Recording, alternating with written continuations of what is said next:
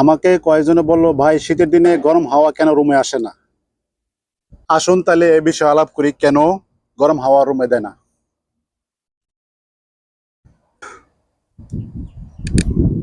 আপনার আউটডোর ইউনিটে এরকম সিস্টেম থাকতে হবে, ফুরোয়ে বাল্ব লাগানো সিস্টেম থাকতে হবে, দেখতে পাচ্ছেন। আপনার আউটডোর ইউনিটে যদি এরকম ফুরোয়ে বাল্ব সুইচ সিস্টেম না থাকে, তাহলে আপনার গরম হাওয়া শীতের দিনে গরম হাওয়া ভিতর দিবে না।